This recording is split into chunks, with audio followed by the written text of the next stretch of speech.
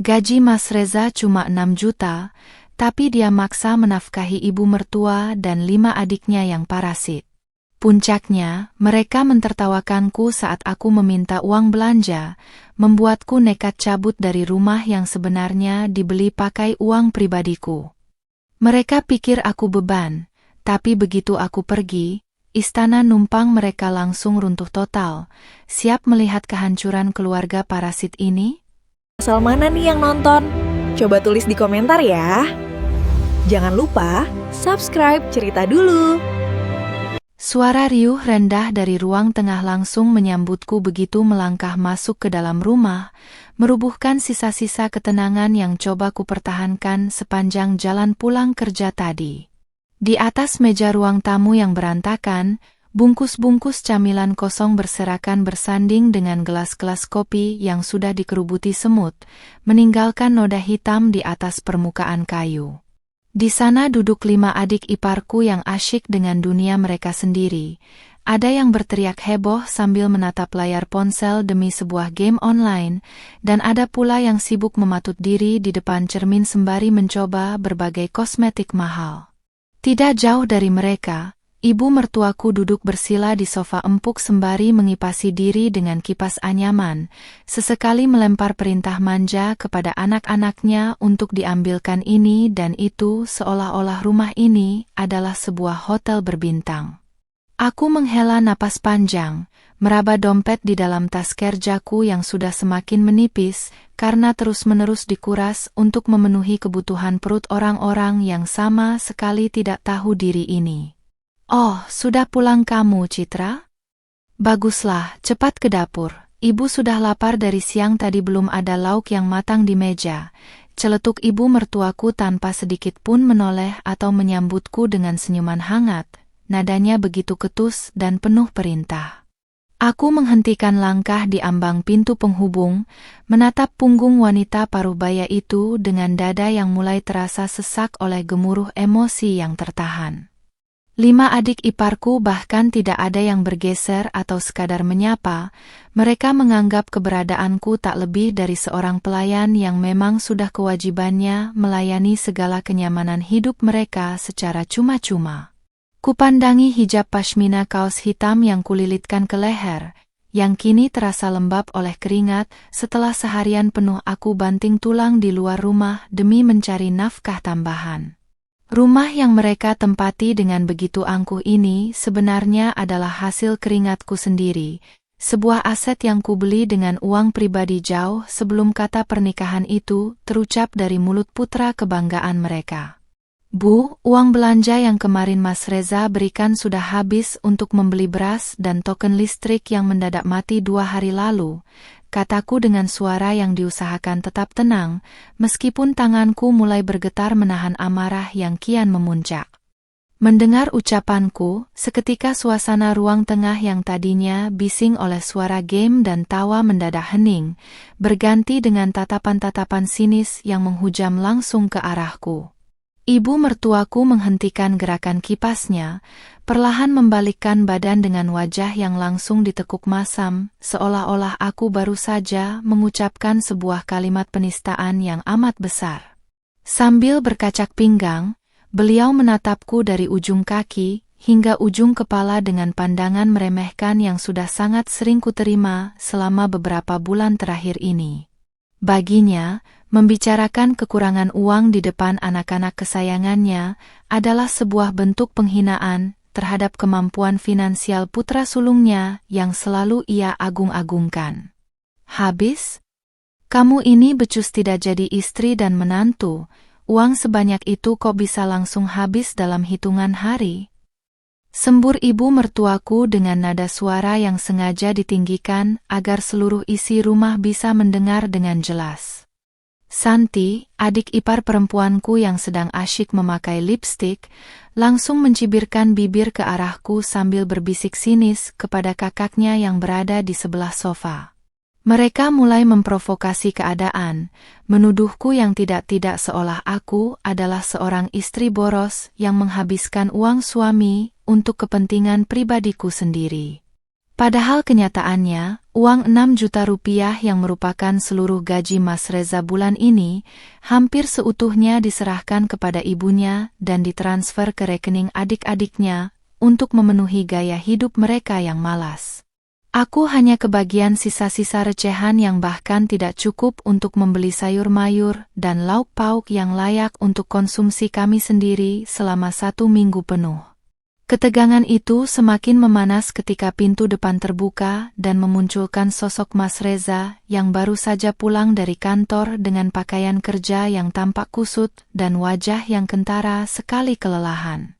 Bukannya meredakan situasi, ibu mertuaku justru langsung menghambur ke arah putranya sembari mengeluarkan air mata buaya, mengadu seolah-olah aku telah menyiksa dan menelantarkan mereka sekeluarga kelaparan hari ini. Mas Reza menghela napas panjang, memijat pangkal hidungnya dengan ekspresi frustrasi yang amat kentara, lalu menatapku dengan sorot mata penuh tuntutan dan kekecewaan yang mendalam. "Citra, tolonglah jangan bikin keributan lagi di rumah ini. Aku baru saja pulang kerja dan kepalaku sudah mau pecah memikirkan urusan kantor," ucapnya dengan nada menghakimi tanpa mau mendengarkan penjelasanku terlebih dahulu. Dia selalu begitu, selalu menuntutku untuk mengalah dan berkorban demi menjaga perasaan ibu dan adik-adik kandungnya yang tidak pernah tahu diri. "Aku tidak membuat keributan, Mas. Aku hanya mengatakan kebenaran bahwa uang belanja sudah habis dan kita butuh tambahan untuk makan besok," jawabku, kali ini dengan nada yang lebih tegas karena batas kesabaranku sudah benar-benar berada di titik nadir. Aku melangkah mendekati meja, menunjukkan dompetku yang kosong serta tumpukan nota pembelian kebutuhan rumah tangga yang sengaja kusimpan sebagai bukti otentik. Namun, bukannya memeriksa nota-nota tersebut, Mas Reza justru memalingkan wajahnya karena merasa gengsi dan harga dirinya sebagai kepala keluarga terusik di depan keluarganya sendiri. Baginya, gaji 6 juta rupiah yang diperolehnya dari pekerjaan kantoran sudah sangat besar dan seharusnya cukup untuk menghidupi 7 kepala sekaligus jika saja aku pintar dalam mengaturnya. Pola pikirnya yang sempit dan terlalu berbakti secara buta kepada keluarga besarnya telah membutakan matanya dari realitas ekonomi yang semakin mencekik hari demi hari. Di saat aku berusaha menjelaskan rincian biaya yang harus dikeluarkan, tiba-tiba terdengar suara tawa yang meledak dari arah sofa, memotong kalimatku dengan begitu kasarnya. Ibu mertuaku memimpin tawa ejekan itu, diikuti oleh Santi dan Riko yang tertawa terpingkal-pingkal seolah-olah apa yang baru saja kusampaikan adalah sebuah lelucon paling konyol yang pernah mereka dengar. "Dengar itu Reza, istrimu yang sok pintar ini mengeluh lagi, padahal kerjanya cuma menghabiskan uangmu saja di rumah ini," celetuk ibu mertuaku di sela-sela tawanya yang terdengar begitu menyakitkan di telingaku. Mereka mentertawakanku dengan begitu puas, meremehkan hijab sederhana dan pakaian kerjaku yang mereka anggap sebagai simbol kemiskinan dan ketidakmampuan dalam mengelola rumah tangga. Tawa mengejek itu bergema di seluruh sudut ruangan, merobek seluruh sisa rasa hormat yang kupunya untuk keluarga ini dan menyalakan api kemarahan yang luar biasa di dalam dadaku. Mas Reza sendiri hanya diam 1000 bahasa, tidak ada sedikit pun niat di dalam hatinya untuk membelaku atau sekadar menegur ibu dan adik-adiknya agar berhenti menertawakan istrinya sendiri. Sikap diamnya yang pengecut itu menjadi jawaban paling jelas bagiku bahwa pernikahan ini sudah tidak memiliki masa depan lagi untuk dipertahankan. Aku menatap satu persatu wajah orang-orang yang ada di ruangan ini, wajah mertua yang penuh kedengkian, wajah adik-adik ipar yang penuh keangkuhan, dan wajah suamiku yang penuh dengan kepasrahan yang keliru. Detik itu juga, sebuah keputusan besar langsung bulat di dalam kepalaku, sebuah rencana yang akan membalikkan keadaan dan memberi mereka pelajaran berharga yang tidak akan pernah mereka lupakan seumur hidup. Aku tidak akan lagi menjadi sapi perah yang membiayai kenyamanan para parasit ini dengan mengorbankan kebahagiaan dan harga diriku sendiri sebagai seorang wanita. Tanpa mengucapkan sepatah kata pun lagi, aku membalikkan badan dan melangkah mantap menuju kamar tidur utama, mengabaikan seruan ketus ibu mertuaku yang kembali memerintahku untuk pergi ke dapur. Di dalam kamar, aku langsung mengeluarkan 2 koper besar dari dalam lemari dan mulai memasukkan seluruh pakaian serta barang-barang pribadiku dengan gerakan yang cepat dan teratur. Air mataku tidak menetes sama sekali, rasa sakit yang teramat dalam telah berubah menjadi sebuah tekad yang dingin dan keras bak baja yang siap menghancurkan apa saja di depannya. Aku memastikan tidak ada satupun barang berhargaku yang tertinggal, termasuk dokumen-dokumen penting kepemilikan rumah ini yang selama ini kusembunyikan dengan rapi di dalam laci terkunci. Biarlah mereka menikmati rumah megah ini untuk beberapa hari ke depan, sebelum mereka menyadari bahwa seluruh fasilitas yang mereka nikmati selama ini akan segera lenyap tanpa sisa. Ketika aku berjalan keluar kamar sambil menyeret 2 koper besar, langkahku kembali terhenti di ruang tengah yang kini mendadak senyap karena mereka semua terkejut melihat penampilanku yang sudah siap untuk pergi. Mas Reza langsung bangkit dari duduknya dengan wajah pucat pasi, mencoba menghalangiku di depan pintu dengan kedua tangan yang terentang lebar seolah-olah dia bisa menghentikan badai yang sudah telanjur pecah. "Citra, apa-apaan ini? Kamu mau kemana membawa koper-koper itu? Jangan kekanak-kanakan hanya karena masalah uang belanja," seru Mas Reza dengan suara yang bergetar antara marah dan panik yang mulai menjalar di dadanya. Aku menatapnya lurus-lurus dengan pandangan mata yang dingin tanpa ekspresi, lalu tersenyum tipis yang syarat akan makna kehancuran yang sebentar lagi akan mendatangi kehidupan mereka. "Aku pergi, Mas. Silakan kamu nafahi ibu dan kelima adikmu yang hebat itu dengan gaji 6 jutamu. Kita lihat seberapa lama istana numpang kalian ini bisa bertahan tanpa diriku," ucapku tegas sebelum melangkah lebar keluar dari pintu rumah, meninggalkan kekacauan besar yang baru saja dimulai. Langkah kakiku terasa begitu ringan saat roda koper bergesek dengan aspal jalanan kompleks yang mulai menggelap diselimuti senja. Aku sama sekali tidak menoleh ke belakang, mengabaikan teriakan Mas Reza yang sempat menggema di halaman rumah sebelum akhirnya suaranya tenggelam oleh deru mesin taksi daring yang sudah kupesan sejak berada di dalam kamar. Di dalam mobil, aku menyandarkan kepala pada kaca jendela yang dingin, menatap lampu-lampu jalanan kota yang mulai menyala satu persatu sembari mengembuskan napas lega yang amat panjang. Untuk pertama kalinya setelah 2 tahun terjebak dalam pernikahan yang menyesakkan, aku akhirnya bisa bernapas tanpa rasa sesak yang menghimpit dada akibat tuntutan-tuntutan tidak masuk akal dari keluarga parasit itu. Malam ini, aku memutuskan untuk menginap di sebuah hotel berkonsep minimalis di pusat kota, tempat yang aman di mana tidak akan ada seorang pun yang bisa mengusik ketenanganku dengan drama uang belanja atau piring kotor. Sementara itu, di rumah yang baru saja kutinggalkan, suasana malam pertama pasca kepergianku dimulai dengan kebingungan yang luar biasa dari para penghuninya. Ibu mertuaku awalnya mengira bahwa gertakanku untuk pergi hanyalah drama sesaat yang sengaja kubuat untuk menarik perhatian putranya agar merasa bersalah.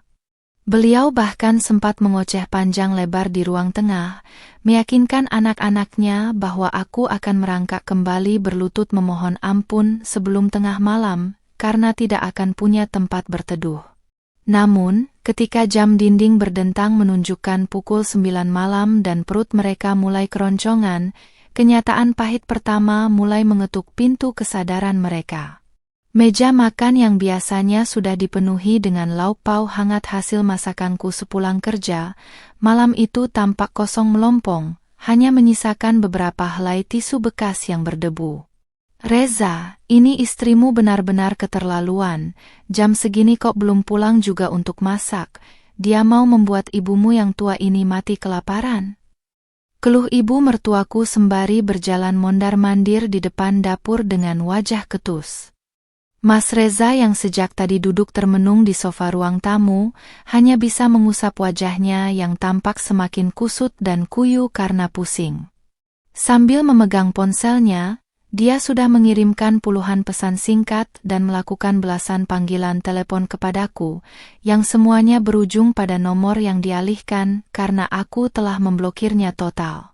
Kegelisahan mulai merayap di dada Mas Reza, sebab dia tahu persis bahwa dompetnya saat ini benar-benar tipis setelah seluruh gajinya dikuras habis oleh sang ibu awal bulan lalu. Dia tidak memiliki uang tunai yang cukup bahkan hanya untuk memesankan makanan cepat saji melalui aplikasi daring demi memberi makan 6 orang di rumah itu. Melihat ibunya terus mengeluh dan adik-adiknya mulai merengek kelaparan, Mas Reza akhirnya terpaksa melangkah ke dapur untuk memeriksa isi lemari penyimpanan makanan yang ada di sudut ruangan. Namun, alangkah terkejutnya dia ketika membuka pintu kulkas 2 pintu yang besar itu dan hanya mendapati beberapa botol air mineral dingin serta 1 siung bawang putih yang sudah mengering. Semua bahan makanan segar, daging, sayuran, dan bumbu dapur instan yang biasanya selalu penuh, sengaja tidak kubeli lagi sejak 1 minggu lalu sebagai bagian dari rencanaku untuk hengkang. Mas Reza kemudian beralih membuka lemari tempat penyimpanan sembako, berharap menemukan keajaiban berupa beberapa bungkus mie instan atau kornet kalengan untuk mengganjal perut keluarga besarnya. Sial baginya, lemari kayu itu juga kosong melompong, menyisakan ruang hampa yang seolah-olah sedang menertawakan ketidakberdayaan finansial sang kepala keluarga baru itu. Mas Riko lapar nih. Keluar yuk beli nasi goreng di depan kompleks, pakai uangmu dulu dong nanti diganti Mas Reza. Rengek Santi sembari mengguncang-guncang bahu kakak laki-lakinya yang masih saja sibuk menatap layar ponsel. Riko langsung menepis tangan adiknya dengan kasar, wajahnya tampak ditekuk cemberut karena suasana hatinya juga sedang buruk akibat kalah berturut-turut dalam game online-nya. Uang dari mana? Kuotaku saja habis ini, belum beli lagi, minta saja sama ibu atau Mas Reza sana, jangan hobi memalak orang. Sembur Riko dengan nada suara yang tak kalah tinggi dari ibunya. Pertengkaran kecil antar saudara itu mulai pecah di ruang tengah, memicu kepanikan massal yang perlahan-lahan mengikis keangkuhan yang beberapa jam lalu mereka pamerkan di depanku saat mereka mentertawakanku bersama-sama. Ibu mertuaku yang tidak tahan mendengar keributan anak-anak kesayangannya langsung berteriak memanggil putra sulungnya dengan nada memerintah yang sangat melengking. Reza, cepat kamu carikan makanan untuk adik-adikmu, kasihan mereka sampai lemas begitu belum makan malam, gunakan saja uang tabunganmu atau kartu kreditmu. Seru beliau dengan entengnya seolah-olah uang bisa tumbuh di halaman belakang rumah. Mas Reza berjalan gontai keluar dari dapur dengan wajah pucat, kedua tangannya dimasukkan ke dalam saku celana kainnya yang sudah mulai terasa longgar karena stres. Uang tabungan apa lagi, Bu? Semua uang Reza sudah habis ibu minta hari Senin kemarin untuk bayar arisan dan beli baju baru adik-adik, jawab Mas Reza dengan suara lirih, nyaris berbisik karena menahan rasa malu yang teramat sangat di depan keluarganya sendiri. Mendengar pengakuan jujur dari putranya, ibu mertuaku seketika terdiam dengan mata membelalak tak percaya, sementara 5 adik iparku langsung menatap Mas Reza dengan pandangan kecewa yang mendalam. Keheningan yang mencekam kembali melanda ruangan itu, sebuah tamparan realitas yang membuktikan bahwa gaji 6 juta rupiah ternyata tidak ada apa-apanya ketika harus menopang gaya hidup 7 orang dewasa sekaligus. Tanpa kehadiranku yang selama ini diam-diam menutupi segala kekurangan dengan uang pribadiku, sistem keuangan rumah tangga mereka langsung lumpuh total dalam waktu kurang dari 24 jam. Mereka baru menyadari bahwa selama ini yang membiayai kemewahan piring-piring makanan mereka bukanlah dari keringat Mas Reza, melainkan dari pundi-pundi uangku yang mereka anggap sebagai beban. Akhirnya, dengan sisa-sisa uang receh yang berhasil dikumpulkan Mas Reza dari dasar tas kerjaku yang tertinggal dan celengan ayam milik adik bungsunya, mereka hanya mampu membeli beberapa bungkus mie instan rasa soto di warung Madura depan kompleks. Malam itu, pemandangan di ruang tengah yang biasanya megah berubah drastis menjadi sebuah tragedi keluarga yang sangat menyedihkan untuk ditonton. Ibu mertua yang biasanya duduk anggun, kini terpaksa menyantap mie instan-instan yang dimasak setengah matang oleh Santi yang sama sekali tidak becus menyalakan kompor gas dengan benar. Kelima adik iparku berebut kuah mie yang sedikit dengan wajah masam, saling menyalahkan satu sama lain atas ketidaknyamanan yang mendadak menimpa kehidupan instan mereka yang biasanya serba dilayani. Mas Reza sendiri sama sekali tidak menyentuh makanan tersebut. Dia memilih duduk di teras depan rumah dengan sebatang rokok yang menyala di jemarinya, menatap kegelapan malam dengan pikiran yang melayang entah kemana. Setiap kali pintu pagar kompleks berderit, dia langsung menoleh dengan harapan besar bahwa itu adalah sosokku yang kembali pulang membawa kantong belanjaan besar seperti biasanya.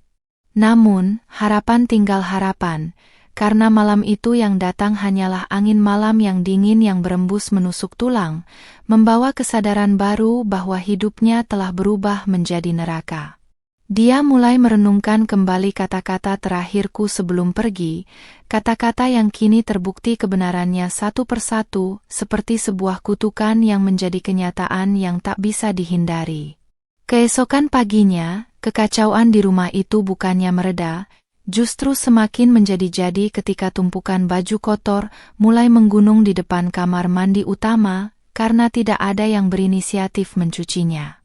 Bau apek dari pakaian bekas pakai berbaur dengan aroma sisa mie instan semalam, menciptakan atmosfer rumah yang sangat tidak nyaman dan kumuh seperti rumah yang tak berpenghuni.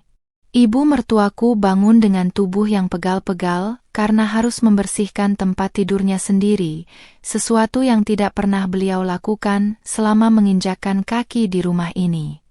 Di saat yang sama, aku sedang menikmati sarapan mewah di restoran Hotel Bintang 4 dengan secangkir kopi hangat di tangan, siap menyusun rencana berikutnya untuk menarik kembali seluruh hak milikku dari tangan para parasit itu. Sinar matahari pagi yang cerah masuk menembus celah gorden jendela hotel tempatku menginap, memberikan kehangatan yang sudah lama tidak kurasakan di rumah penuh tekanan itu. Sembari menikmati secangkir teh chamomile hangat, aku membuka laptop dan mulai mengakses akun perbankan digital, serta aplikasi kontrol fasilitas rumah yang terhubung langsung dengan ponselku.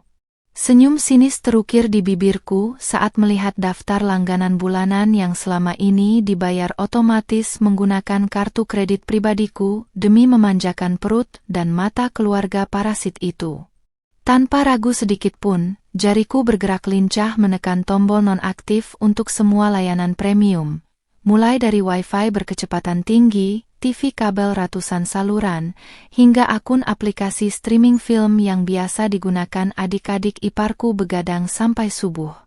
Ini baru langkah awal dari pembalasan duniaku, biar mereka merasakan bagaimana rasanya hidup di zaman batu tanpa hiburan gratisan.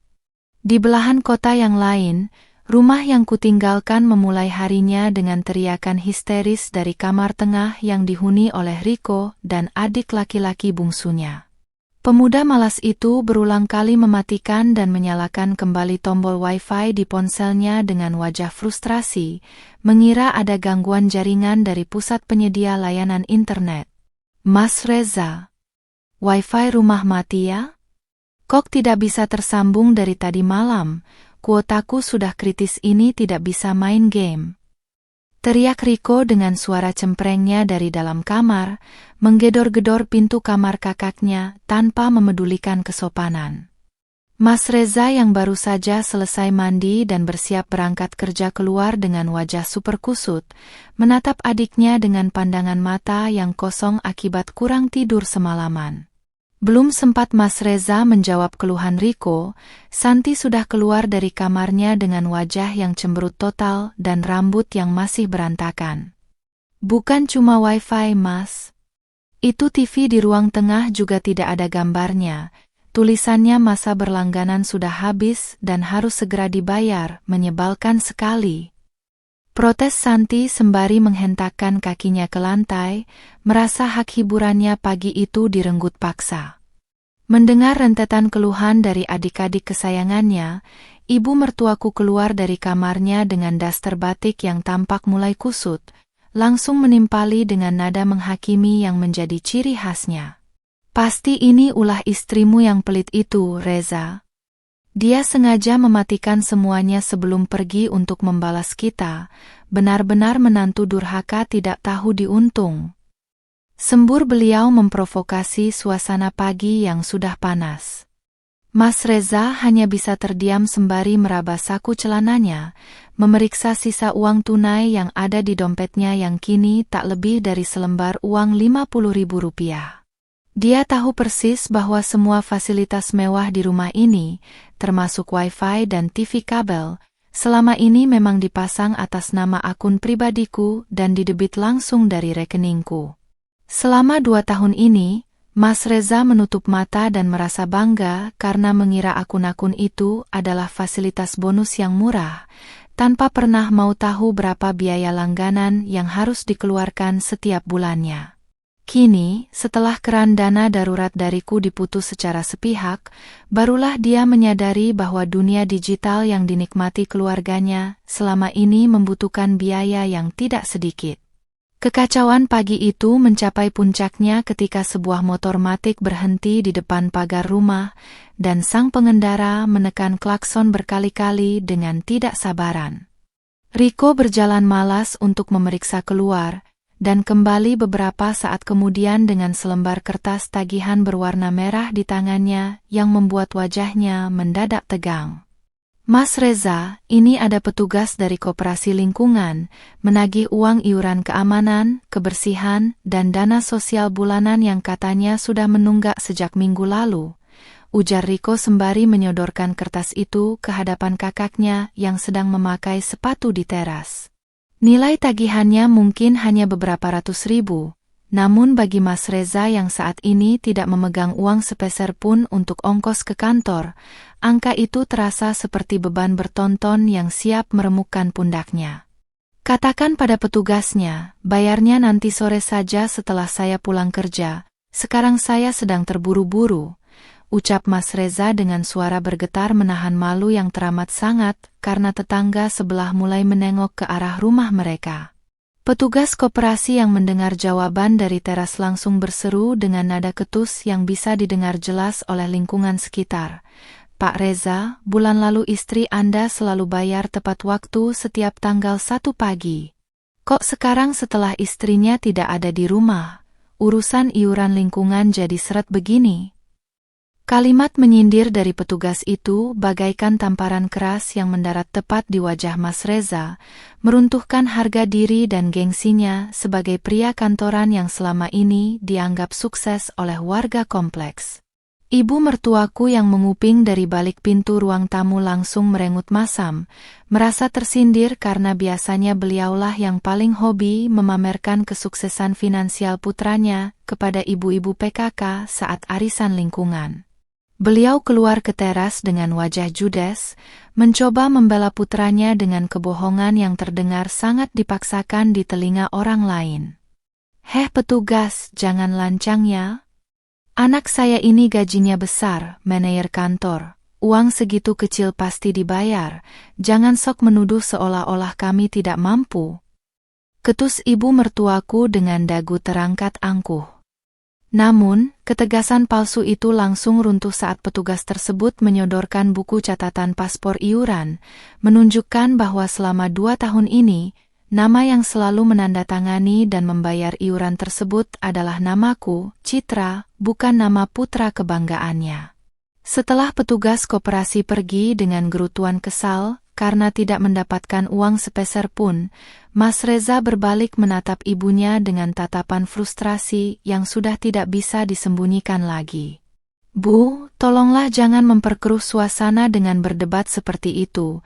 Reza malu sama tetangga kiri kanan yang mulai membicarakan kita, bisik Mas Reza dengan nada memohon yang terdengar sangat menyedihkan. Bukannya sadar diri, ibu mertuaku justru mencibir dan kembali menyalahkan aku atas segala kerumitan yang mendadak melanda istana numpang mereka pagi ini. Bagi wanita tua itu, Semua kesalahan di dunia ini adalah mutlak milik menantunya yang dianggap tidak patuh, sementara anak-anak kandungnya adalah manusia suci yang tidak pernah berbuat salah.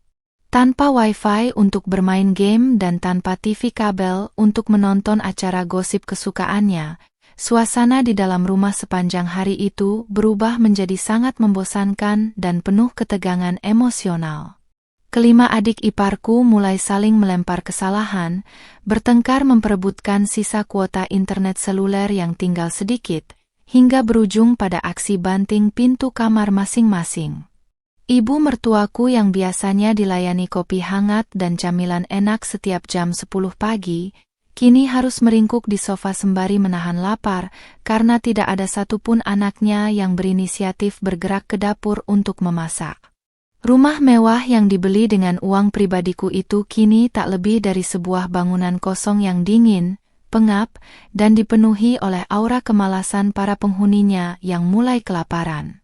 Sementara mereka semua merana di dalam rumah yang mulai kacau, aku menghabiskan siang hariku dengan berjalan-jalan di sebuah pusat perbelanjaan elit di Jakarta Selatan, membeli beberapa potong pakaian baru yang modis untuk menggantikan baju lama yang sengaja kutinggalkan.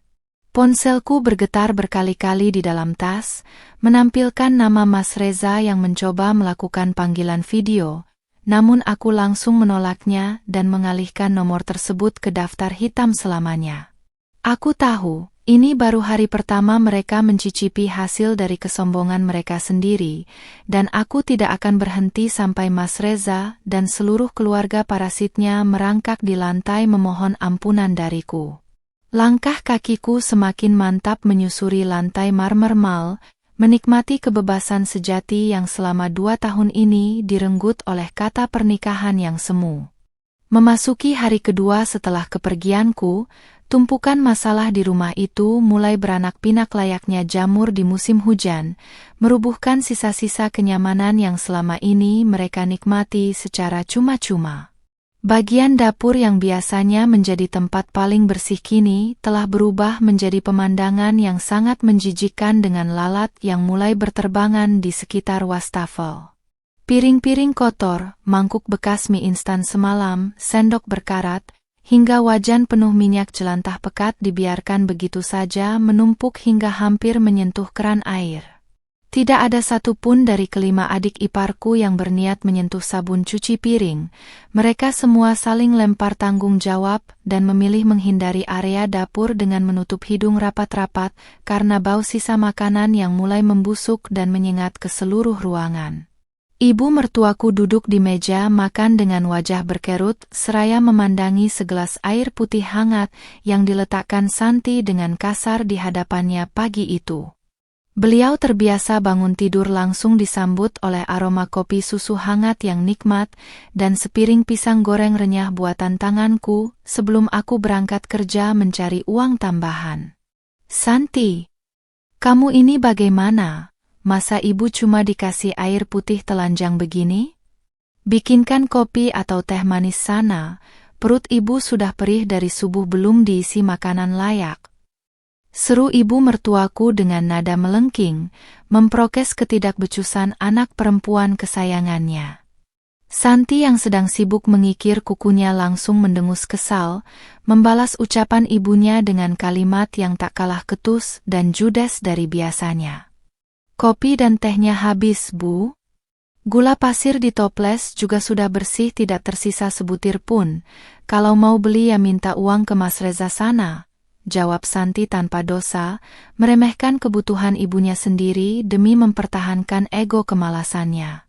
Di sudut lain ruang tengah, Riko tampak mondar-mandir seperti ayam kehilangan induknya karena ponselnya benar-benar mati total akibat kehabisan daya, sementara dia tidak bisa mengisi ulang karena token listrik rumah mendadak berbunyi nyaring. Suara tit-tit-tit dari meteran listrik yang terletak di dinding teras depan rumah terdengar konstan setiap beberapa detik, seolah-olah menjadi musik pengiring yang menegaskan kehancuran finansial keluarga parasit itu secara perlahan namun pasti. Mas Reza keluar dari kamarnya dengan seragam kantor yang tampak sangat memprihatinkan. Kemeja putihnya penuh dengan kerutan halus karena tidak disetrika, sementara celana kain hitamnya tampak bernoda akibat terkena cipratan air wastafel saat dia mencoba membasuh muka.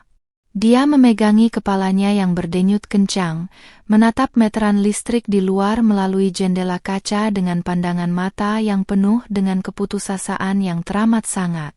Selama ini, urusan mengisi token listrik, membayar tagihan air PDAM, hingga membeli gas LPG tabung melon selalu berjalan otomatis, tanpa pernah dia ketahui kapan tenggat waktunya, karena akulah yang mengaturnya dengan rapi menggunakan uang pribadiku. Kini, suara alarm dari meteran listrik itu terdengar seperti bom waktu yang siap meledakkan sisa-sisa harga dirinya di hadapan para tetangga kompleks. Reza. Itu suara apa sih berisik sekali dari tadi depan rumah? Telinga ibu sampai peka mendengarnya. Cepat matikan atau isi pulsanya. Perintah ibu mertuaku saat melihat putra sulungnya berjalan gontai menuju ruang tengah. Mas Reza menghentikan langkahnya, menatap ibunya dengan sorot mata yang syarat akan beban berat yang sudah tidak sanggup lagi dia pikul sendirian di pundaknya. Itu token listriknya mau habis, Bu. Sisa 12 kWh lagi. Kalau tidak segera diisi nanti siang rumah ini bisa gelap gulita dan semua alat elektronik mati. Jelas Mas Reza dengan suara lirih yang bergetar penuh kecemasan. Mendengar penjelasan tersebut, kelima adik iparku yang tadinya acuh tak acuh langsung menengok serempak dengan wajah yang mendadak panik karena takut kehilangan akses pengisian daya ponsel mereka. Ya sudah, cepat kamu belikan tokennya sekarang, Reza. Tunggu apa lagi? Masa urusan sepele begitu saja harus ibu yang menyuruhmu berkali-kali, sahut ibu mertuaku dengan entengnya tanpa mau tahu kondisi dompet putranya saat ini. Mas Reza menarik napas dalam-dalam, lalu mengeluarkan dompet kulitnya yang sudah mengelupas di bagian sudutnya, membukanya lebar-lebar di hadapan ibu dan adik-adiknya untuk menunjukkan kenyataan yang pahit. Di dalam dompet itu hanya tersisa selembar uang Rp20.000 dan beberapa keping kon ratusan perak yang nilainya bahkan tidak cukup untuk membeli token listrik paling murah sekalipun. Uang Reza benar-benar habis, Bu. Sisa uang ini cuma pas-pasan untuk ongkos naik angkot pergi dan pulang kerja ke kantor hari ini. Aku Mas Reza dengan wajah memerah menahan malu yang teramat sangat. Spontan saja espalan kepanikan mulai menjalar di antara mereka semua, meruntuhkan keangkuhan yang selama 2 hari ini coba mereka pertahankan dengan segala cara yang ada. Ibu mertuaku terperangah dengan mulut setengah terbuka, menyadari bahwa putra kebanggaannya yang berpenghasilan 6 juta rupiah sebulan ternyata sekaya yang dia pamerkan kepada orang lain selama ini. Lalu bagaimana dengan makan kami hari ini, Mas? Masa kami harus kelaparan lagi seperti semalam cuma makan mie instan dicampur kuah air keran? Protes salah satu adik laki-laki bungsunya yang mulai merengek tidak sabaran. Mereka semua mulai merasakan akibat nyata dari hilangnya sosok istri teraniaya yang selama ini mereka tertawakan bersama-sama di ruang tamu ini. Di tengah kepanikan massal yang melanda isi rumah, Mas Reza mencoba mencari jalan pintas dengan menghubungi beberapa teman kantornya untuk meminjam uang tunai demi menyambung hidup keluarganya. Sambil berjalan mondar-mandir di teras depan, dia berbicara dengan suara berbisik yang syarat akan rasa rendah diri, memohon pinjaman beberapa ratus ribu rupiah dengan janji akan mengembalikannya saat gajian bulan depan. Namun, tanggapan yang diterimanya sangat dingin. Hampir semua rekan kerjanya menolak dengan berbagai alasan halus karena mereka tahu reputasi Mas Reza yang selalu kesulitan keuangan akibat menanggung beban keluarga besarnya secara berlebihan. Gengsi Mas Reza sebagai seorang pekerja kantoran yang bersih kini hancur lebur berkeping-keping demi sekadar membeli token listrik dan beberapa butir telur ayam. Sementara itu, di sebuah kafe estetik bernuansa minimalis di daerah Senopati, Aku duduk dengan anggun menikmati sepiring fettuccine carbonara yang gurih dan segelas es teh leci yang menyegarkan. Melalui tablet pintarku, aku bisa melihat notifikasi dari aplikasi pemantau daya listrik rumah yang menunjukkan bahwa sisa daya di rumah sana sudah berada di zona merah darurat. Aku sengaja membiarkan kondisi itu terjadi, menikmati setiap detik penderitaan yang mulai merayap masuk ke dalam kehidupan orang-orang yang tidak pernah tahu cara berterima kasih tersebut. Pikiranku melayang membayangkan bagaimana wajah judes ibu mertuaku dan wajah malas adik-adik iparku saat rumah megah itu benar-benar lumpuh total tanpa aliran listrik dan air bersih nanti siang. Sebelum berangkat menuju kantor untuk menyelesaikan beberapa pekerjaan proyek digital, aku menyempatkan diri mengunggah sebuah video pendek di akun media sosialku tentang tips kemandirian finansial bagi wanita bersuami. Video itu sengaja kubuat dengan latar belakang pemandangan kota Jakarta yang megah dari balik jendela kaca kafe, menyiratkan pesan kebebasan yang hakiki setelah lepas dari belenggu keluarga toksik. Aku tahu persis bahwa Santi sering mengintip akun media sosialku menggunakan ponsel temannya, dan aku ingin dia melihat dengan jelas bahwa kepergianku bukanlah sebuah akhir, melainkan awal dari kesuksesan terbesarku sementara keluarga mereka mulai mengais sisa-sisa kemewahan semu yang runtuh. Tepat pukul 1 siang, prediksi yang kubuat di dalam kamar hotel mewah akhirnya menjadi kenyataan yang menghantam telak rumah parasit tersebut. Suara alarm meteran listrik yang sejak pagi berbunyi konstan mendadak terhenti, digantikan oleh kesunyian yang mencekam bersamaan dengan matinya seluruh aliran daya di dalam rumah. Kulkas 2 pintu yang berisi sisa-sisa air dingin langsung berhenti menderu, lampu-lampu ruangan padam seketika, dan kipas angin yang sedang berputar di ruang tengah melambat hingga berhenti total. Suasana di dalam rumah megah itu mendadak berubah menjadi pengap dan panas menyengat, memicu teriakan histeris dari kelima adik iparku yang langsung keluar dari kamar masing-masing dengan wajah panik karena ponsel mereka tidak bisa lagi diisi dayanya. "Mas Reza, ini bagaimana sih, benar-benar mati listriknya? Aku sedang tanggung nonton video di internet, kok tidak becus sekali mengurus rumah?" Teriak Santi dengan wajah memerah karena kepanasan, mengipas-ngipas lehernya dengan selembar majalah bekas. Di sebelahnya, Riko sibuk mengumpat kasar karena komputer jinjingnya mendadak mati di tengah-tengah turnamen game online yang sedang diikutinya, merusak reputasi digital yang selama ini dia banggakan. Ibu mertuaku keluar dari kamar utama dengan langkah tertatih-tatih, napasnya memburu akibat hawa panas yang mulai terperangkap di dalam ruangan tanpa adanya sirkulasi udara dari pendingin ruangan yang mati total. Beliau langsung melayangkan pandangan penuh amarah kepada Mas Reza yang berdiri mematung di sudut ruang tengah, tampak seperti seorang terdakwa yang siap menerima hukuman mati. "Reza, kamu ini kepala keluarga atau bukan? Masa membiarkan ibumu kepanasan dan rumah jadi gelap gulita seperti kuburan begini?"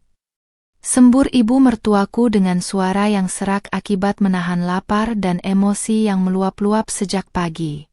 Mas Reza tidak menjawab, dia hanya bisa menunduk dalam-dalam sembari meremas ponselnya yang layarnya juga sudah mulai meredup karena kehabisan baterai. Keangkuhan yang biasanya melekat pada wajah pria kantoran itu kini menguap tanpa sisa, digantikan oleh rasa frustrasi yang teramat sangat karena dia tahu persis tidak ada 1 rupiah pun tersisa di rekeningnya untuk membeli token listrik darurat. Gaji 6 juta yang dibangga-banggakan ibunya terbukti tidak memiliki kekuatan apapun ketika pilar penyangga utama yang sebenarnya, yaitu pundi-pundi uangku, telah ditarik menjauh. Masalah tidak berhenti sampai di situ. Beberapa jam setelah listrik padam, aliran air bersih dari mesin pompa otomatis juga ikut terhenti karena tidak ada daya listrik untuk menggerakkan mesinnya.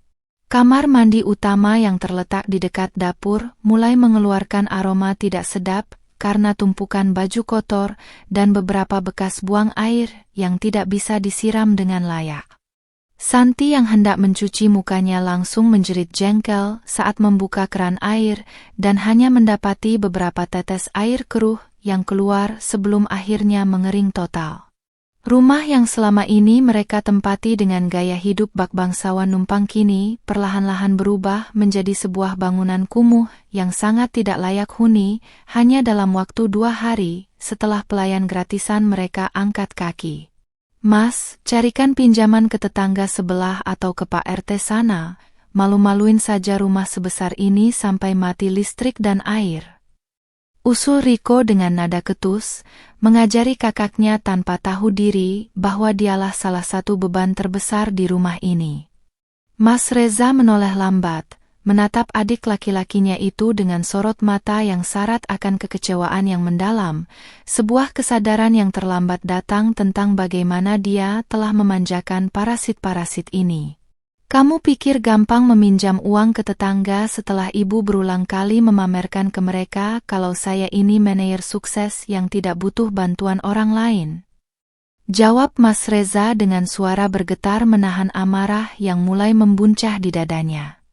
Kalimat itu seketika membuat ibu mertuaku bungkam, wajah tuanya mendadak pucat karena teringat semua kesombongan yang pernah dia ucapkan di hadapan ibu-ibu kompleks. Dengan rasa malu yang menembus hingga ke tulang, Mas Reza akhirnya terpaksa keluar rumah, berjalan kaki di bawah terik matahari siang menuju ke rumah salah satu rekan kerja lamanya yang kebetulan tinggal beberapa blok dari kompleks tersebut. Sepanjang jalan, dia harus menahan pandangan bertanya-tanya dari para tetangga yang heran melihat seorang pria kantoran berjalan ganti dengan pakaian kusut tidak disetrika di jam kerja. Sesampainya di rumah temannya, Mas Reza harus menurunkan harga dirinya serendah mungkin, memohon dengan sangat agar dipinjami uang Rp200.000 hanya untuk membeli token listrik dan beberapa bungkus nasi rames demi memberi makan keluarganya. Temannya akhirnya memberikan uang tersebut, namun bukan tanpa memberikan pandangan iba bercampur sindiran halus tentang bagaimana kehidupan rumah tangga Mas Reza yang tampak hancur setelah ditinggal pergi oleh istrinya. Sementara Mas Reza sedang mengemis pinjaman uang, aku berada di sebuah klinik kecantikan terkemuka di kawasan Jakarta Pusat, menikmati perawatan wajah premium yang sudah lama tidak sempat kulakukan karena terlalu sibuk mengurus rumah tangga toksik mereka. Sembari berbaring santai, aku menerima pesan singkat dari salah seorang tetangga kompleks yang diam-diam menaruh simpati kepadaku, menceritakan bagaimana kacaunya kondisi rumah Mas Reza saat ini. Tetangga itu menyebutkan bahwa suara meteran listrik yang berisik dan bau tidak sedap dari arah dapur rumahku sudah mulai menjadi perbincangan hangat di grup WhatsApp warga kompleks. Aku hanya tersenyum simpul membaca pesan itu, merasa bahwa keputusanku untuk pergi adalah tindakan paling tepat yang pernah kuambil dalam hidupku. Kembali ke rumah parasit, Mas Reza pulang membawa selembar struk token listrik dan 6 bungkus nasi rames murah yang dibelinya di warung pinggir jalan dengan uang pinjaman tadi.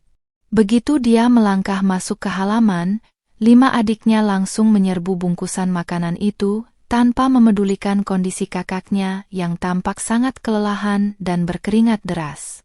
Mereka makan dengan lahap di ruang tengah yang remang-remang, saling berebut lauk pauk yang sedikit tanpa ada satupun yang berinisiatif menawarkan makanan tersebut kepada Mas Reza atau mengucap terima kasih atas pengorbanannya.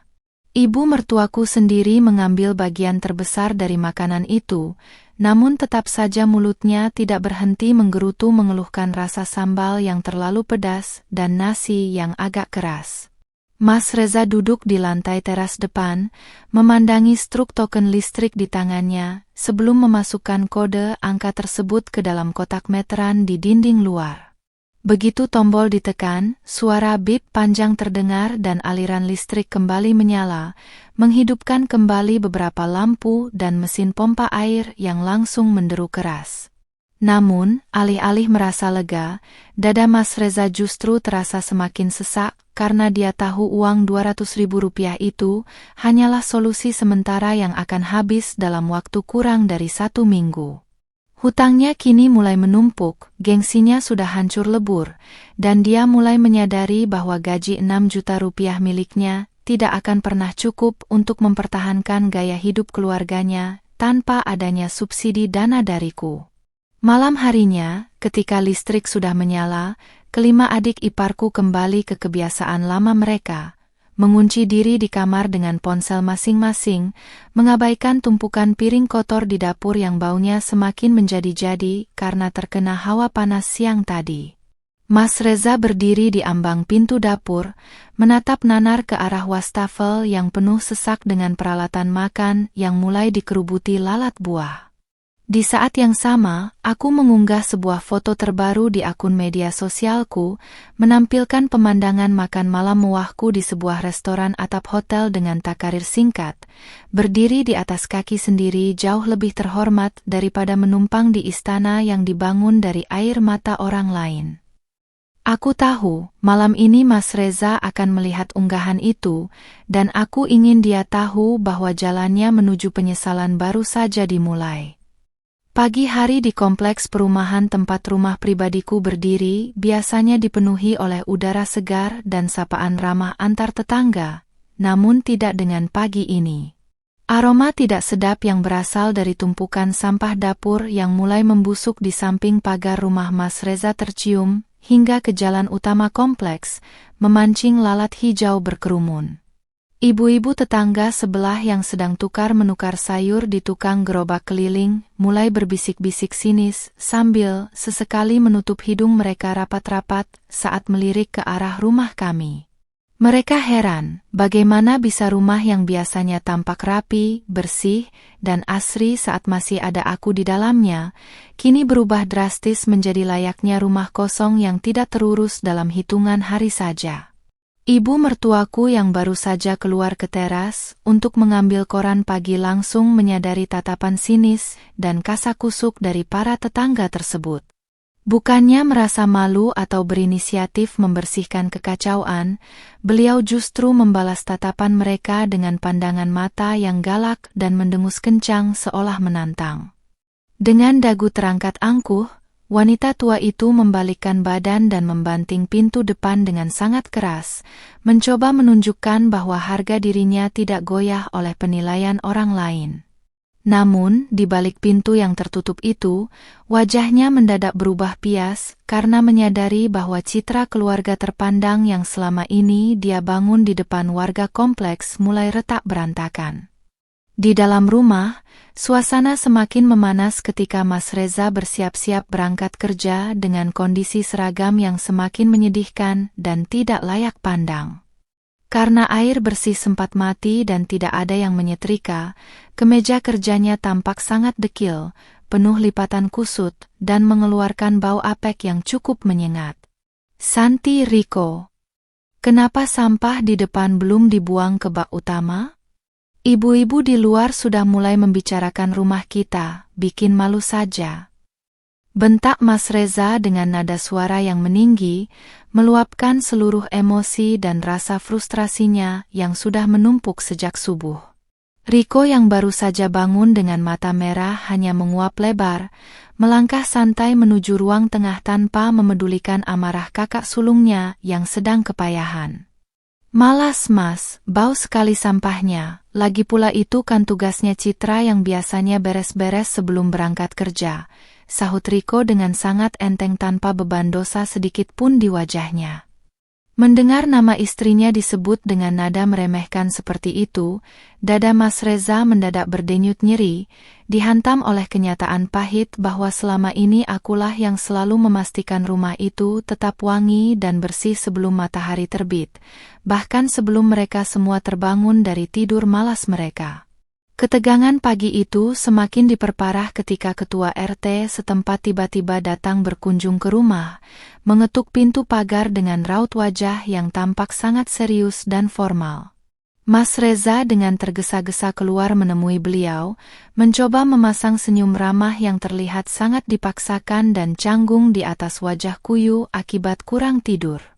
Pak RT menyampaikan keluhan dari beberapa tetangga kiri dan kanan mengenai bau sampah yang menyengat serta suara bising dari meteran listrik yang kemarin sempat mengganggu ketenangan lingkungan sekitar. Pak RT juga mengingatkan bahwa rumah ini berada di lingkungan kompleks elit yang menjunjung tinggi kebersihan, sehingga kekacauan seperti ini tidak bisa ditoleransi lebih lama lagi. Mas Reza hanya bisa mengangguk-angguk pasrah seraya berulang kali mengucapkan permohonan maaf dengan suara yang bergetar menahan rasa malu yang teramat sangat di hadapan sang ketua RT. Setelah Pak RT pergi, Mas Reza berbalik masuk ke dalam rumah dengan langkah yang gontai, merasa harga dirinya sebagai seorang pria kantoran yang mapan telah diinjak-injak hingga ke dasar bumi. Dia memandangi ibu dan adik-adiknya yang masih saja duduk santai di sofa, tanpa ada niat sedikit pun untuk membantu meringankan beban pekerjaan rumah tangga yang kini terbengkalai total. Kesadaran mulai merayap di benak Mas Reza bahwa keluarganya bukanlah sekadar menumpang hidup, melainkan racun yang perlahan-lahan menghancurkan sisa-sisa kewarasannya. Sementara itu, aku menghabiskan waktu makan siangku di sebuah restoran bernuansa taman yang asri di daerah Jakarta Selatan bersama beberapa rekan bisnis proyek digital terbaruku. Sembari menunggu pesanan makanan datang, aku membuka ponsel dan membaca pesan teks dari salah seorang tetangga yang mengabarkan tentang kedatangan Pak RT ke rumah Mas Reza pagi tadi. Aku menahan senyum puas di balik hijab pashminaku, merasa bahwa skenario yang kurancang berjalan dengan sangat sempurna tanpa perlu mengotori tanganku sendiri. Biarlah mereka merasakan bagaimana rasanya menjadi buah bibir negatif di lingkungan sosial yang selama ini selalu mereka agung-agungkan dengan kesombongan palsu. Kembali ke rumah penuh drama, ibu mertuaku mulai merengek lagi meminta Mas Reza membelikan obat sakit kepala dan suplemen mahal karena tubuhnya terasa pegal-pegal akibat hawa rumah yang pengap. "Reza, ibu pusing sekali memikirkan omongan tetangga tadi. Cepat kamu belikan obat di apotek depan. Sekalian belikan lauk ayam bakar untuk makan siang kami," perintah beliau dengan nada manja yang kini terdengar sangat memuakkan di telinga putranya. Mas Reza tidak merespons, dia hanya menatap kosong ke arah dompetnya yang kini benar-benar kosong melompong setelah ongkos angkotnya hari ini dipotong habis untuk membayar utang sisa makanan kemarin. Dengan sisa-sisa keberanian yang ada, Mas Reza akhirnya mengetik sebuah pesan singkat kepadaku setelah berhari-hari panggilannya selalu kuabaikan dan kublokir. Dia menggunakan nomor ponsel baru milik salah satu teman kantornya, memohon dengan sangat agar aku meluangkan waktu sejenak untuk membalas pesannya, atau setidaknya pulang demi meredakan ketegangan di rumah. "Citra, tolong pulang, ibu sedang sakit dan rumah sangat kacau tanpa kamu. Mari kita bicarakan baik-baik masalah keuangan ini," tulis Mas Reza dalam pesan teksnya, sebuah kalimat yang syarat akan keputusasaan dan penyesalan yang terlambat. Pesan tersebut masuk ke ponselku saat aku baru saja menyelesaikan makan siang mewahku bersama para kolega kerja. Aku membaca baris demi baris kalimat yang dikirimkan Mas Reza dengan tatapan mata yang dingin, datar, dan sama sekali tidak tersentuh oleh drama air mata buaya yang coba dia mainkan lagi. Tanpa membuang waktu, aku langsung menghapus pesan tersebut dan memasukkan nomor baru temannya itu ke dalam daftar hitam permanen di ponselku. Aku tidak akan pernah kembali ke neraka itu, dan aku ingin Mas Reza tahu bahwa ketika seorang istri yang tulus sudah mencapai batas sabarnya, maka tidak akan ada lagi jalan pulang yang tersisa bagi suami yang pengecut. Memasuki hari keempat, badai yang sesungguhnya baru benar-benar menghantam pertahanan finansial Mas Reza yang rapuh. Duduk di kubikel kantornya yang sekatnya sempit, fokus kerjanya pecah berantakan saat sebuah notifikasi dari bank masuk ke layar ponselnya, berbunyi nyaring menandakan adanya penolakan transaksi otomatis. Jantungnya berdegup kencang ketika membaca surat elektronik resmi yang menyatakan bahwa kartu kredit tambahan yang selama ini dipegangnya telah dibekukan dan ditutup oleh pemilik akun utama. Mas Reza seketika lemas di kursinya, menyadari bahwa akulah yang memotong jalur darurat tersebut. Kartu yang selama ini diam-diam dia gunakan untuk menutupi segala kekurangan ongkos, bensin, dan jajan mewah 5 adiknya kini tidak lebih dari selembar plastik sampah yang tak berharga. Di saat yang sama, suasana di rumah peninggalanku kian memanas karena ibu mertuaku sudah tidak bisa lagi menahan rasa lapar akibat tidak ada makanan yang bisa ditelan sejak pagi. Beliau mondar-mandir di ruang tamu yang apek sembari terus mengomel, memarahi Santi yang hanya bisa duduk malas meratapi kuku-kukunya yang mulai kotor karena tidak pernah dirawat lagi. "Santi, telepon kakakmu sekarang juga. Suruh dia transfer uang 10 juta untuk beli sembako dan bayar tukang cuci harian. Ibu sudah tidak tahan melihat rumah ini mirip pembuangan sampah." Teriak wanita paruh baya itu dengan urat leher yang menegang, masih saja mempertahankan sisa-sisa keangkuhannya yang salah tempat. Santi yang merasa terusik langsung menyambar ponselnya dengan kasar dan menghubungi nomor Mas Reza, menyemburkan rentetan tuntutan tanpa memberikan kesempatan bagi kakaknya untuk bernapas terlebih dahulu. "Mas Reza, cepetan transfer uang. Ibu mengamuk terus dari tadi karena kelaparan. Sekalian belikan kuota internet untuk aku dan Riko, kami bosan setengah mati di rumah mati gaya begini." Rengek Santi dengan nada manja bercampur ketus yang sangat menyebalkan. Di seberang telepon, Mas Reza hanya bisa memijat pelipisnya yang berdenyut kencang, menahan gemuruh amarah yang bercampur baur dengan rasa malu yang teramat sangat karena suara cempreng adiknya terdengar oleh rekan kerja di sebelahnya. "Uang dari mana lagi, Santi? Kartu kredit yang biasa Mas pakai sudah dideaktivasi sama Citra pagi ini. Rekening Mas juga sudah kosong melompong tidak bersisa sepeser pun." Bentak Mas Reza dengan suara berbisik namun penuh penekanan yang syarat akan rasa frustrasi yang mendalam. Mendengar jawaban luar dugaan dari kakak sulungnya, Santi seketika terbungkam dengan mata membelalak lebar, buru-buru mematikan panggilan sepihak dan langsung mengadu kepada ibunya dengan wajah yang mendadak pucat pasi. Berita putusnya aliran dana rahasia itu menyebar cepat di ruang tengah, memicu kepanikan massal di antara 5 adik iparku yang selama ini hidup makmur tanpa pernah tahu rasanya memeras keringat sendiri. Ibu mertuaku yang mendengar kabar itu langsung terduduk lemas di sofa, tangannya gemetar hebat menahan rasa syok yang teramat sangat karena menyadari posisi mereka kini benar-benar terpojok. Selama 2 tahun ini, beliau selalu membanggakan kartu kredit berlimit besar yang dibawa putranya di depan ibu-ibu pengajian, mengklaimnya sebagai bukti nyata kesuksesan Mas Reza memanjakan keluarga besarnya. Kini, kebohongan publik itu runtuh dalam sekejap mata, menyisakan kenyataan pahit bahwa kemewahan semu yang mereka nikmati selama ini adalah subsidi gratis dari menantu yang selalu mereka injak-injak harga dirinya. Dengan sisa gengsi yang tersisa, Riko mencoba mengusulkan ide gila untuk menggadaikan beberapa barang elektronik yang ada di dalam rumah demi mendapatkan uang tunai instan. "Mas, bagaimana kalau kita bawa saja TV LED di ruang tengah atau mesin kopi di dapur ke Pegadaian depan kompleks? Yang penting kita bisa makan enak dulu hari ini," cetus pemuda malas itu tanpa tahu malu sedikit pun. Namun, niat busuk itu langsung sirna saat mereka menyadari bahwa seluruh nota pembelian barang-barang mewah tersebut berada di bawah namaku dan dokumen aslinya telah kubawa pergi dengan rapi di dalam koper saat aku meninggalkan rumah.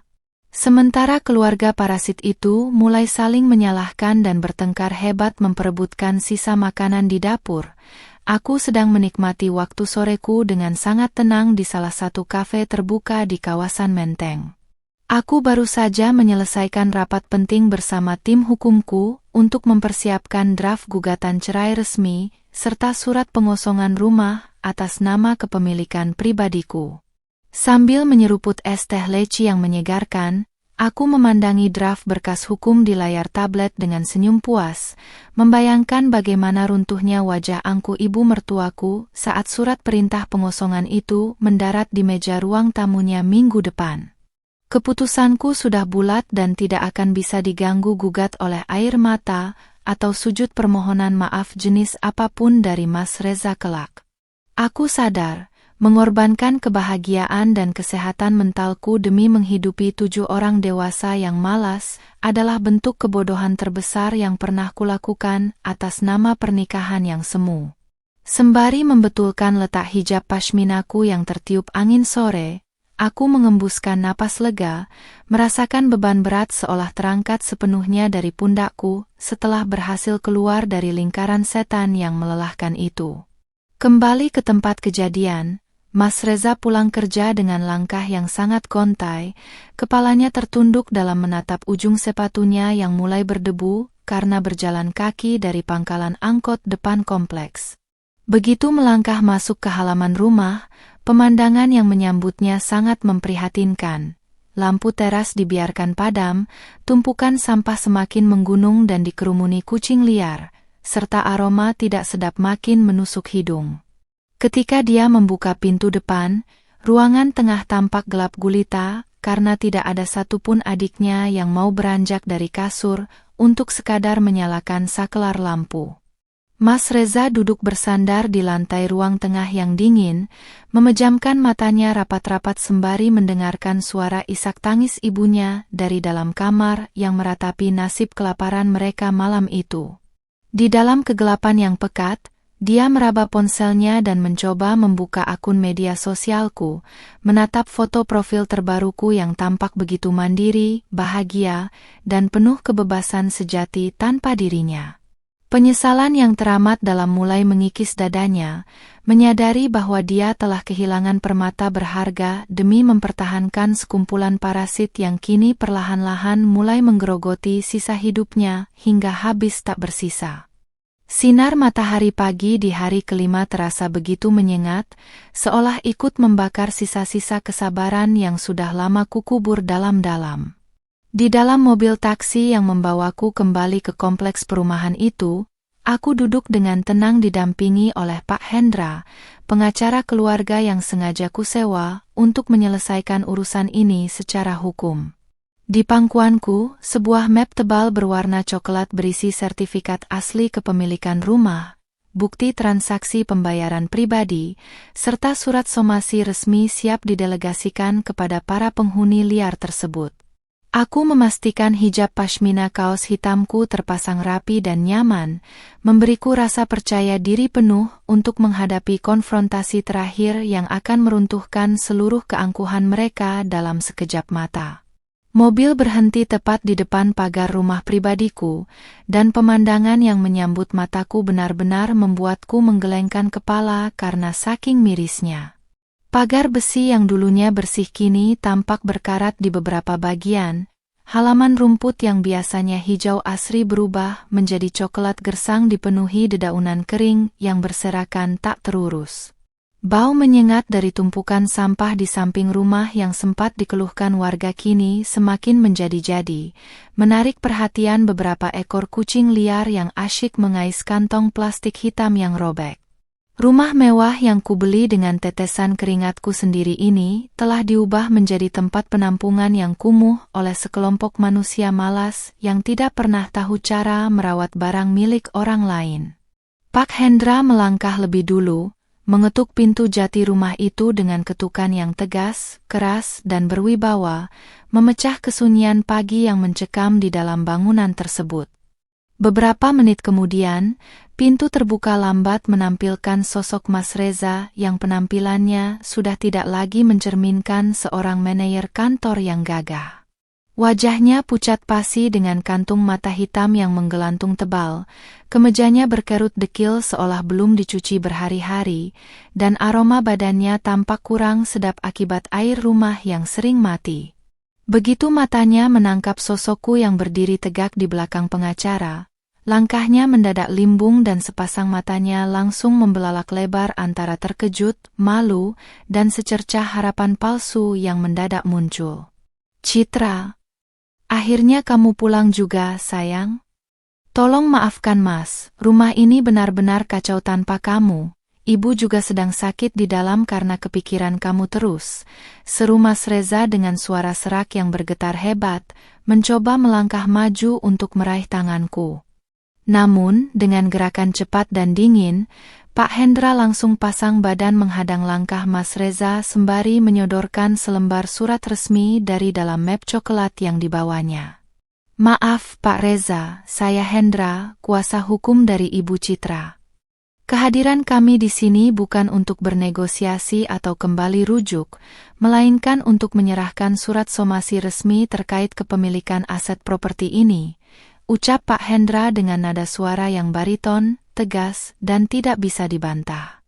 Mas Reza menerima kertas itu dengan tangan yang gemetar hebat, matanya membaca baris demi baris kalimat hukum yang tertulis di sana dengan wajah yang perlahan-lahan berubah menjadi seputih kertas. Di dalam surat itu tertera dengan sangat jelas perintah pengosongan rumah dalam waktu 3 kali 24 jam, karena bangunan ini adalah hak milik mutlak atas namaku secara hukum tunggal. Mendengar keributan di teras depan, ibu mertuaku keluar dari dalam rumah dengan langkah tertatih-tatih, daster batiknya tampak sangat kotor terkena noda sisa kuah mie instan yang menempel di bagian dada. Ada apa ini berisik sekali pagi-pagi? Citra, berani sekali kamu bawa orang asing ke rumah anakku, mau pamer kamu setelah kabur dari rumah. Sembur wanita tua itu dengan sisa-sisa kegalakannya yang salah tempat. Ibu, tolong diam. Ini surat perintah pengosongan rumah. Rumah ini ternyata bukan milik Reza, Bu. Ini semua punya Citra. Teriak Mas Reza menghentikan omelan ibunya dengan suara yang pecah, karena menahan rasa frustrasi yang teramat sangat. Bak disambar petir di siang bolong, ibu mertuaku seketika membeku dengan mulut terbuka lebar, matanya menatap surat di tangan putranya lalu beralih menatapku dengan pandangan ketakutan yang belum pernah beliau perlihatkan sebelumnya. 5 adik iparku yang sejak tadi menguping dari balik tirai jendela ruang tamu langsung keluar, serempak dengan wajah yang mendadak panik luar biasa, karena menyadari tempat bernaung gratisan mereka akan segera lenyap. Citra, kamu tidak bisa sekejam ini pada kami. Ini suamimu, ini ibu mertuamu. Di mana hati nuranimu sebagai seorang wanita berhijab? Jerit ibu mertuaku, mulai menggunakan tameng agama dan air mata buaya demi memelas belas kasihan dariku yang berdiri bergeming. Aku menatap wanita tua itu lurus-lurus dengan sepasang mata yang dingin, datar, dan sama sekali tidak tersentuh oleh drama teatrikal yang sedang dia mainkan di teras rumahku sendiri. Hati nurani saya sudah habis, Bu, terbakar bersama tawa ejekan ibu dan anak-anak ibu saat kalian mentertawakan saya yang meminta uang belanja beberapa hari lalu. Jawabku dengan nada suara yang tenang namun menusuk tepat ke pusat harga diri mereka yang paling dalam. Santi dan Riko mulai ikut merengek, memohon dengan gaya yang sangat menjijikkan agar aku membatalkan tuntutan hukum tersebut dan mengizinkan mereka tetap tinggal di rumah mewah ini. Mereka baru menyadari bahwa tanpa diriku dan rumah ini, mereka tidak lebih dari sekumpulan pengemis kota yang tidak memiliki nilai apapun di mata lingkungan sosial kompleks yang serba elit. Aku mengabaikan seluruh rengekan palsu mereka, membalikkan badan membelakangi teras penuh drama itu, dan memberikan isyarat kepada Pak Hendra bahwa tugas kami di tempat ini sudah selesai dijalankan dengan baik. Aku ingin mereka menikmati sisa waktu 3 hari ke depan dengan bayang-bayang ketakutan menjadi gelandangan yang nyata akibat kesombongan mereka sendiri. 3 hari dari sekarang, jika rumah ini belum dikosongkan dari seluruh barang dan anggota keluarga Anda, kami akan membawa pihak kepolisian dan juru sita pengadilan untuk melakukan eksekusi paksa. Tegas Pak Hendra memberikan peringatan terakhir sebelum kami berdua melangkah mantap menuju mobil taksi yang masih menunggu di depan pagar. Mas Reza hanya bisa berlutut di lantai teras yang berdebu, meremas rambutnya dengan kedua tangan sembari menangis histeris, meratapi kebodohannya yang telah menghancurkan masa depannya sendiri demi membela keluarga parasit. Ibunya sendiri terduduk lemas di kursi kayu, menatap kosong ke arah jalanan kompleks dengan wajah yang mendadak tampak 10 tahun lebih tua dari usia aslinya. Di dalam mobil yang mulai bergerak meninggalkan area kompleks, aku membuka jendela sedikit, membiarkan angin segar menerpa wajahku seiring dengan hilangnya bayangan rumah penuh penderitaan tersebut dari kaca spion. Tidak ada rasa penyesalan, tidak ada rasa bersalah, yang ada hanyalah sebuah kepuasan batin yang luar biasa, karena telah berhasil memberikan pelajaran paling berharga tentang arti sebuah harga diri. Sembari mengeluarkan ponsel dan menghapus seluruh foto kenangan bersama Mas Reza dari galeri, aku berbisik lirih pada diriku sendiri. Selamat menikmati sisa kehancuran istana numpang kalian, wahai para parasit yang tidak tahu cara berterima kasih. Batas waktu 3 hari yang diberikan oleh pengacaraku akhirnya habis tanpa ada tanda-tanda iktikat baik dari keluarga parasit itu untuk angkat kaki secara mandiri. Pagi ini, aku kembali mendatangi rumah pribadiku tidak lagi menggunakan taksi biasa, melainkan menumpangi mobil minibus putih bersama Pak Hendra, 2 orang petugas dari pengadilan, serta 3 personel kepolisian berseragam lengkap. Jantungku berdegup dengan ritme yang konstan, tidak ada lagi rasa ragu atau ketakutan yang tersisa di dalam benakku saat melihat pagar rumahku yang tertutup rapat dari kejauhan. Dengan balutan hijab pashmina kaos hitam yang melingkar rapi membingkai wajahku, aku melangkah turun dari mobil dengan aura ketegasan seorang pemilik sah yang siap merebut kembali haknya yang telah dirampas. Petugas pengadilan melangkah maju mengetuk gerbang besi dengan sangat keras, suaranya menggema di sepanjang jalan kompleks perumahan yang masih sepi pagi itu. Dari dalam rumah, Mas Reza keluar dengan tergesa-gesa sambil membetulkan letak kaos oblongnya yang tampak lusuh dan berlubang di bagian pundak. Begitu melihat rombongan polisi dan petugas yang berdiri tegap di depan pagarnya, wajah pria itu seketika berubah pucat pasi seolah seluruh pasokan darah di tubuhnya tersedot habis ke dalam bumi. Dia buru-buru membukakan kunci pagar dengan tangan yang gemetar hebat, matanya menatapku dengan sorot memohon yang amat sangat memuakkan untuk dipandang. "Citra, tolong jangan panggil polisi begini, Mas mohon." Malu sama tetangga kiri kanan yang dari tadi mengintip dari balik jendela, bisik Mas Reza dengan suara parau yang nyaris tidak terdengar, mencoba mengemis belas kasihan di menit-menit terakhir. Namun, petugas pengadilan langsung memotong kalimatnya dengan membacakan surat perintah eksekusi pengosongan rumah secara lantang dan jelas agar didengar oleh seluruh penghuni. Tanpa membuang waktu lagi, 2 orang petugas sewaan yang sudah kami siapkan segera merangsek masuk ke dalam rumah membawa kardus-kardus besar untuk mulai mengemas barang-barang milik keluarga tersebut. Jeritan histeris langsung pecah dari ruang tengah begitu ibu mertuaku melihat barang-barang pribadinya mulai dipindahkan secara paksa ke dalam kardus oleh orang asing. Beliau berlari tertatih-tatih mencoba mempertahankan sebuah televisi LED besar di ruang tamu yang sebenarnya dibeli menggunakan uang bonus tahunanku. "Jangan sentuh. Ini barang-barang anakku. Reza, kenapa kamu diam saja melihat istrimu yang kejam ini menindas ibumu sendiri?" jerit wanita tua itu dengan air mata yang mulai bercucuran deras membasahi daster batiknya yang dekil. Kelima adik iparku yang biasanya angkuh kini hanya bisa berdiri mematung di sudut ruangan dengan wajah ketakutan, tidak berani berkutik di bawah tatapan tajam para aparat kepolisian.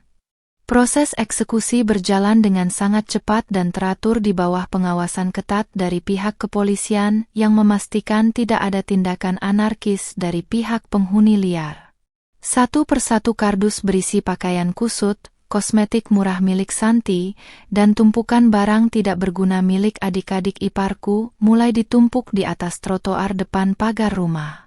Beberapa tetangga kompleks yang sedang berjalan pagi sengaja memperlambat langkah mereka, berbisik-bisik sembari menunjuk-nunjuk ke arah ibu mertuaku yang terus saja memaki-makiku dengan kalimat kutukan yang sudah tidak mempan lagi di telingaku. "Citra, Kamu wanita berhijab tapi kelakuanmu tidak lebih baik dari iblis. Kamu tega membuang barang-barang kami ke jalanan seperti sampah. Teriak Santi dengan wajah memerah menahan malu, karena teman-teman sebayanya di kompleks mulai menonton drama pengusiran tersebut. Aku menatap adik iparku itu dengan pandangan datar tanpa emosi, lalu membetulkan letak tas bahuku dengan gerakan yang anggun dan tenang. Sampah harus diletakkan di tempat sampah, Santi. Selama 2 tahun ini kalian menikmati semua kemewahan di rumah ini tanpa pernah mengeluarkan keringat. Sekarang saatnya kalian belajar bagaimana rasanya hidup di jalanan. Jawabku tenang namun teliti. Mas Reza hanya bisa terduduk lemas di aspal trotoar, menyembunyikan wajahnya di antara kedua lututnya, karena tidak sanggup lagi menahan rasa malu yang teramat sangat di hadapan warga kompleks. Gengsinya sebagai seorang pria kantoran yang mapan kini telah hancur lebur, rata dengan tanah bersama dengan runtuhnya kebohongan finansial yang selama ini dia agung-agungkan di depan ibunya. Gaji 6 juta rupiah yang diperolehnya dari kantor terbukti sama sekali tidak memiliki kekuatan apapun untuk menyewa rumah baru atau sekadar membayar biaya angkut barang-barang mereka hari ini. Setelah seluruh ruangan di dalam rumah dipastikan kosong melompong dari barang-barang milik keluarga parasit tersebut, petugas pengadilan menyerahkan kunci rumah yang baru kepadaku. Aku menerima gantungan kunci kuningan itu dengan senyum kemenangan yang tulus, merasakan sebuah kebebasan hakiki yang telah lama hilang kini kembali ke dalam genggamanku. Pak Hendra kemudian meminta Mas Reza dan seluruh anggota keluarganya untuk segera meninggalkan area halaman rumah, karena gerbang akan segera dikunci rapat dan dipasangi papan pengumuman kepemilikan sah. Ibu mertuaku menatapku dengan pandangan mata yang syarat akan kebencian sekaligus ketakutan yang mendalam, menyadari bahwa hidupnya setelah ini akan berubah menjadi neraka yang nyata. Dengan sisa tenaga yang ada, beliau terpaksa ikut menyeret salah satu koper besarnya keluar dari pagar, diikuti oleh 5 anaknya yang berjalan beriringan seperti barisan pengungsi yang kehilangan arah. Istana numpang yang selama 2 tahun ini mereka kuasai dengan keangkuhan yang luar biasa kini telah resmi ditutup untuk mereka selamanya, menyisakan penyesalan yang akan menghantui sisa hidup mereka. Aku berdiri di balik pagar besi yang kini telah terkunci rapat, menyaksikan punggung Mas Reza dan keluarganya yang perlahan menjauh menyusuri jalanan kompleks di bawah terik matahari pagi yang mulai membakar kulit. Di dalam benakku, lembaran kisah kelam sebagai seorang istri yang teraniaya telah resmi kututup dan kubakar habis tanpa ada sisa sedikit pun di hati. Sembari membalikkan badan menuju ke dalam rumahku yang kini bersih dan tenang, aku berbisik penuh kemenangan. Satu babak penderitaan telah usai, dan babak baru kebahagiaanku baru saja dimulai tanpa adanya bayang-bayang parasit. 3 bulan telah berlalu sejak pagi yang dramatis di mana keadilan akhirnya berpihak pada tempat yang seharusnya. Rumah pribadiku kini telah kembali ke wujud aslinya. Bersih, harum semerbak aroma terapi lavender, dan dipenuhi energi positif yang menenangkan jiwa. Tidak ada lagi tumpukan piring kotor yang berlalat, tidak ada lagi jeritan manja adik ipar yang meminta kuota internet, dan tidak ada lagi pandangan sinis ibu mertua yang meremehkan hijab serta kesederhanaanku. Aku duduk di sofa ruang tamu yang baru kubeli, menyesap secangkir kopi Arabica hangat sembari memandangi selembar kertas berkekuatan hukum tetap yang baru saja dikirimkan oleh kurir pengadilan pagi ini, akta cerai resmiku dengan Mas Reza. Pernikahan toksik yang sempat mengurungku selama 2 tahun itu kini telah resmi mati di atas kertas, menyisakan kebebasan mutlak yang tak ternilai harganya bagi masa depanku. Di sudut lain kota Jakarta, di sebuah kawasan pemukiman padat penduduk dengan gang sempit yang pengap, kehidupan mantan suamiku bergulir layaknya sebuah mimpi buruk yang enggan usai. Dengan gaji 6 juta rupiah yang dulu begitu diagung-agungkan ibunya, Mas Reza kini harus memutar otak setengah mati untuk membayar sewa kontrakan petak 2 kamar yang sempit dan berbau lembab. Uang 6 juta itu kini harus dibagi rata secara tidak manusiawi untuk membayar sewa bulanan, membeli beras kualitas rendah, membayar air, dan menghidupi 6 kepala lainnya yang masih saja enggan menggerakkan tubuh mereka untuk bekerja. Setiap malam, Mas Reza terbangun dengan kepala yang pening luar biasa, menatap langit-langit tripleks kontrakannya yang bocor sembari meratapi nasibnya yang kini turun kasta secara drastis akibat kebodohannya sendiri. Kebiasaan malas 5 adik iparku ternyata tidak serta-merta hilang hanya karena mereka sudah pindah ke lingkungan yang miskin. Kemalasan itu justru semakin memperparah penderitaan mereka.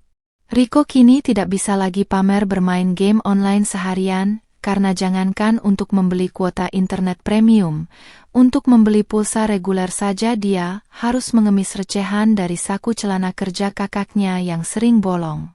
Santi pun sama mengenaskannya. Wajahnya kini tampak kusam tanpa riasan kosmetik mahal yang dulu sering dia beli dengan kartu kredit tambahanku yang kini sudah kublokir permanen. Mereka berdua sering bertengkar hebat di ruang tengah yang sempit, saling melempar gayung kotor atau berebut sebungkus mie instan mentah yang sengaja disimpan ibunya di balik lemari plastik sebagai persediaan darurat.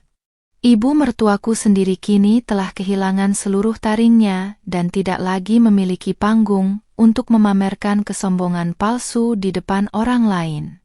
Di lingkungan kontrakan baru ini, tetangga kiri dan kanan tidak ada yang peduli dengan cerita masa lalu tentang putranya yang menjabat sebagai manajer kantor berpenampilan necis. Setiap kali beliau mencoba mengeluh tentang hawa kontrakan yang panas atau air sumur yang agak kuning, tetangga sebelah justru berbalik menyindirnya dengan kalimat yang sangat menusuk hati. "Kalau mau mewah ya sewa apartemen, Bu. Jangan menumpang di kontrakan murah tapi hobi mengeluh seperti nyonya besar," cetus salah seorang ibu pemilik warung kelontong depan gang saat mertuaku mencoba berutang sebutir telur ayam. Puncak dari kehancuran mental Mas Reza terjadi ketika dia secara tidak sengaja berpapasan denganku di sebuah lobi gedung perkantoran elit di kawasan Sudirman tempatku menghadiri peluncuran proyek IT terbaruku. Aku berjalan dengan langkah anggun mengenakan hijab pashmina kaos hitam yang dipadukan dengan setelan blazer modern yang modis, tampak begitu berwibawa dan memancarkan aura kesuksesan yang mandiri. Sementara itu, Mas Reza berdiri di dekat lift dengan kemeja kantor yang warnanya sudah memudar kekuningan, memegang tumpukan berkas dokumen dengan wajah yang tampak jauh lebih tua dari usia aslinya. Begitu mata kami saling bertumpu, dia seketika mematung, dadanya turun naik menahan rasa malu, rindu, dan penyesalan yang teramat dalam yang langsung menyergap sukmanya seketika itu juga.